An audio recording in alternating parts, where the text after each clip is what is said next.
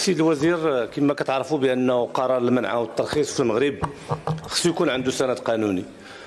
بالطبع قانون الماء اعطى امكانيه تشكيل لجان اقليميه وتقليص المساحات من خلال قرارات عامليه، ولكن نتمناو السيد الوزير باش تهبطوا شويه التنظيم ديال هذا المجال، لانه كلمه المنع ربما في واحد المنطقه تكون مقبوله، ربما في منطقه يجب مراعاه اليد العامله، يعني اشكاليات معقده.